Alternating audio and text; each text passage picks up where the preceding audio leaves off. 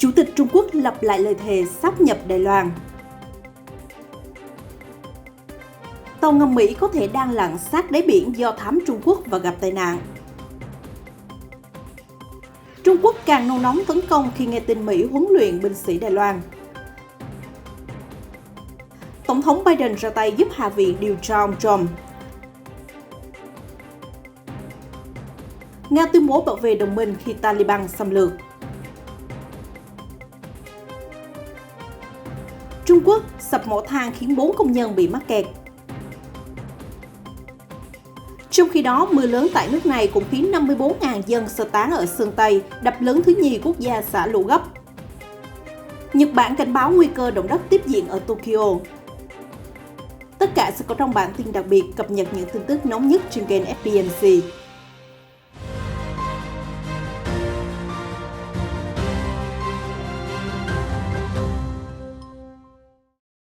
Chủ tịch Trung Quốc Tập Cận Bình sáng nay ngày 9 tháng 10 thề sẽ thống nhất Đài Loan trong hòa bình.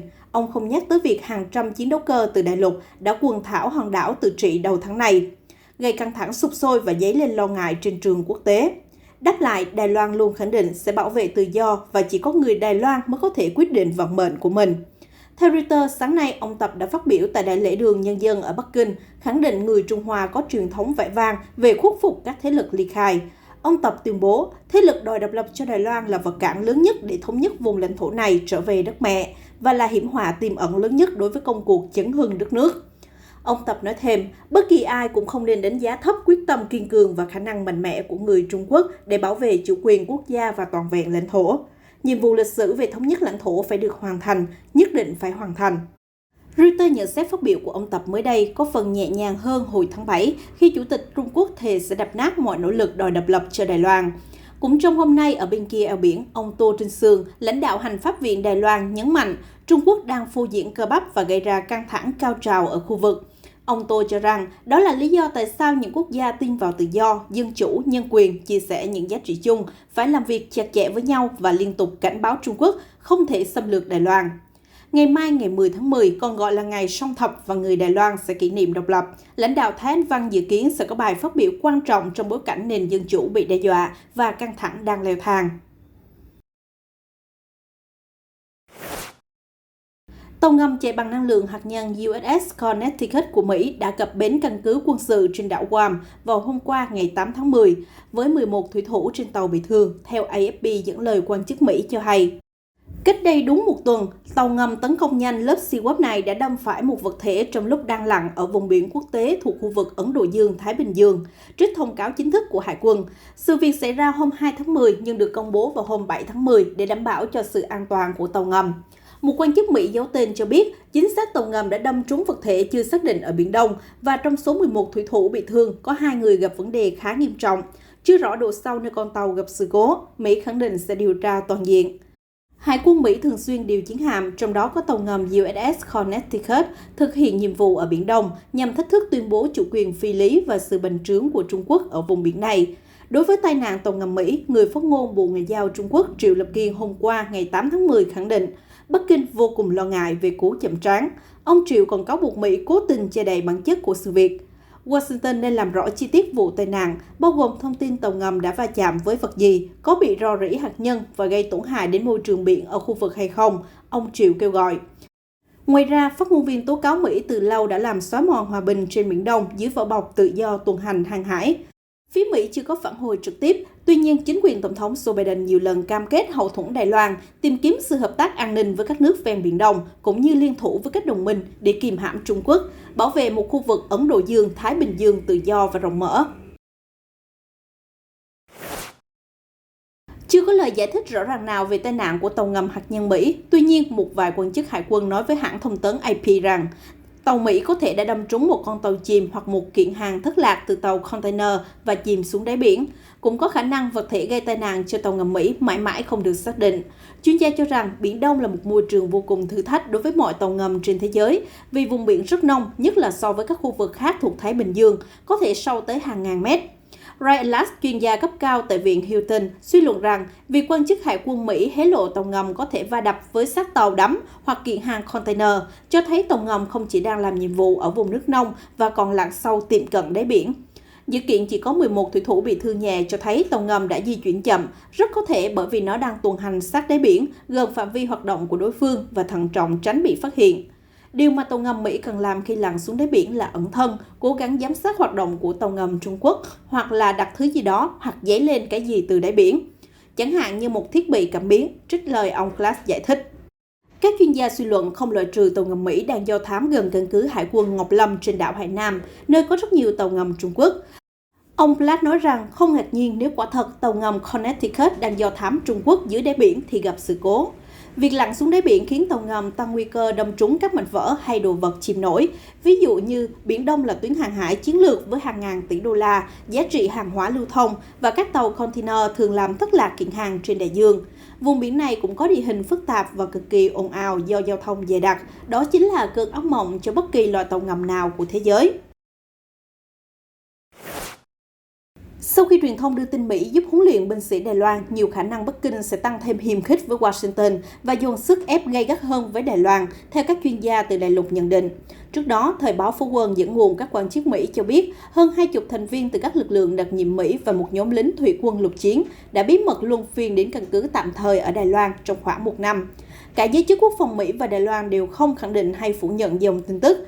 Trong khi đó, phát ngôn viên Bộ Ngoại giao Trung Quốc Triệu Lập Kiên nói, Mỹ đã hành động đi ngược với cam kết một Trung Quốc, vốn là nền tảng của nguyên tắc ngoại giao Trung Mỹ.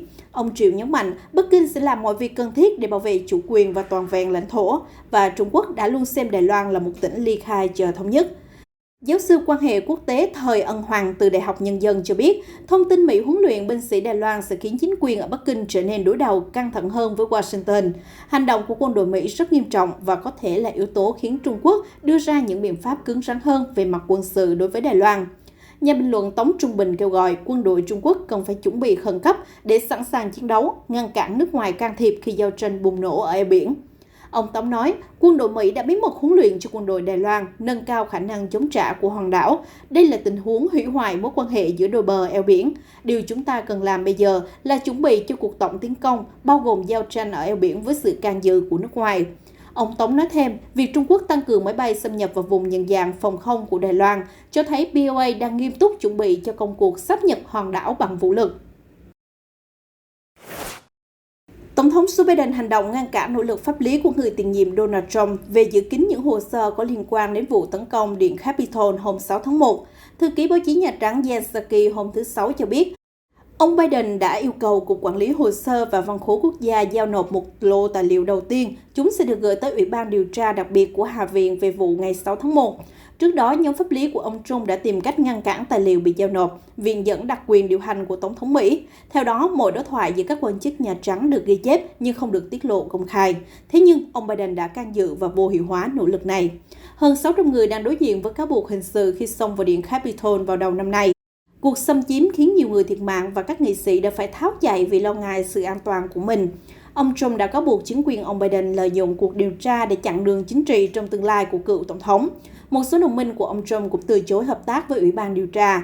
Ví dụ như vào thứ Năm ngày 7 tháng 10, Steve Bannon, cố vấn lâu năm cho ông Trump, tuyên bố sẽ không chấp hành trác hầu tòa được ban hành vào cuối tháng trước.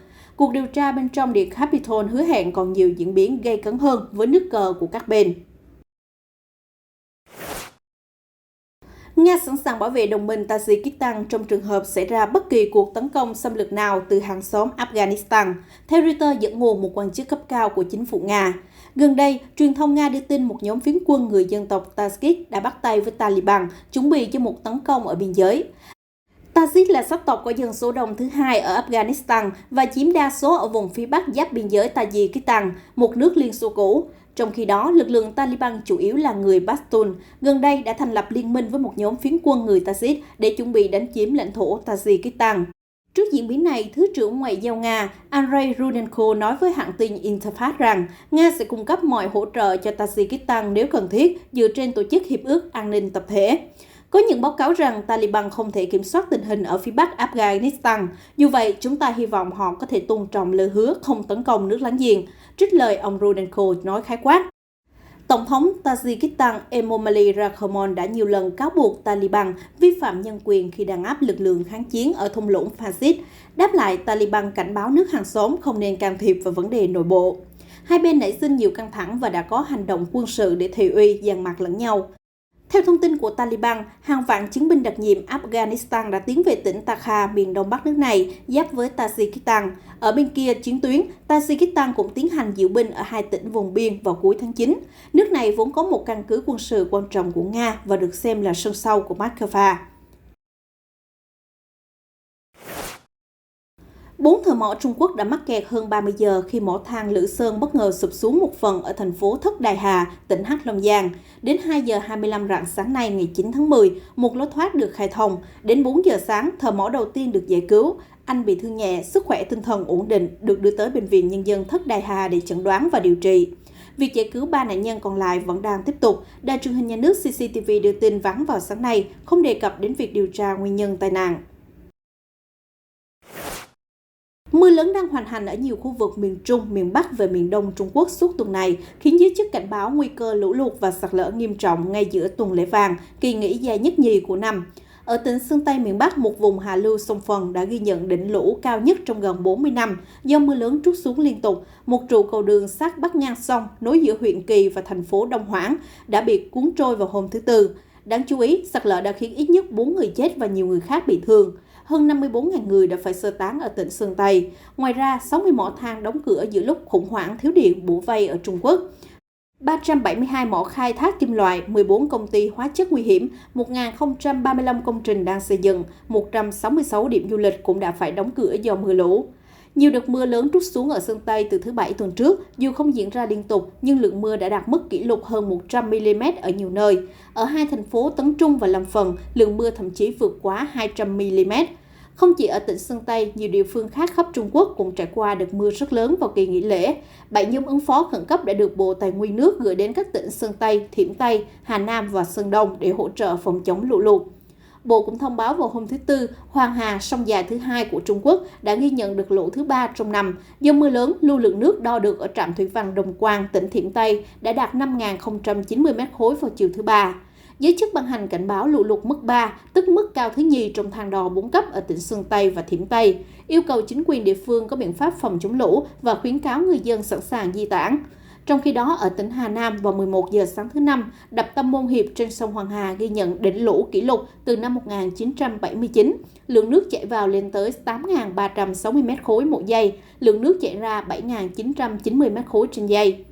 Từ ngày 2 tháng 10, đập Tiểu Lăng Đễ bắt đầu xả nước ở mức 4.100 m khối trên giây để kiểm soát lũ. Đây là đập lớn nhất trên sông Hoàng Hà và lớn thứ nhì của Trung Quốc sau đập Tam Hiệp. Hôm 5 tháng 10, dòng chảy giữa sông Hoàng Hà chạm đỉnh lũ cao thứ 3 trong năm với lưu lượng tối đa khoảng 8.000 m khối trên giây. Cơ quan khí tượng Nhật Bản cảnh báo động đất lớn hơn có thể xảy ra ở thủ đô Tokyo và vùng lân cận trong tuần tới. Trước đó vào 10 giờ 41 phút tối thứ Năm, vùng thủ đô bị rung chuyển bởi động đất mạnh 5,9 độ. Tâm chấn ở phía tây bắc tỉnh Chiba giáp thủ đô, độ sâu khoảng 75 km, không có cảnh báo sóng thần. Nhiều cư dân bị thương, chủ yếu do bị ngã hay bị đồ đạc rơi trúng, hầu hết là bị thương nhẹ. Ngoài ra, truyền thông địa phương cũng ghi lại hình ảnh đoàn tàu Nippuri Toneri đã bị trật nhẹ khỏi đường ray sau khi dừng khẩn cấp ở miền Bắc Tokyo. Cả tuyến tàu bị đình chỉ từ sáng ngày 8 tháng 10. Trận động đất vừa qua mạnh hơn cấp 5 trên thang đo 7 cấp của Nhật Bản.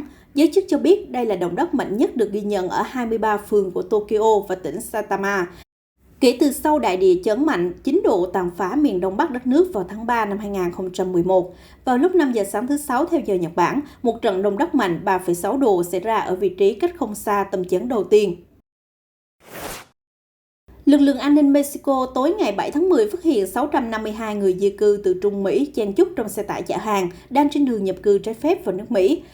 Video do Bộ An ninh Mexico công bố cho thấy người di cư, chủ yếu là người Guatemala, bị cơ quan chức năng và quân đội chặn lại. Theo Mexico, đoàn xe caravan này là đợt lớn nhất bị chặn lại trong nhiều tháng gần đây, khi cả Mỹ lẫn Mexico đều vật lộn kiểm soát dòng người di cư trái phép.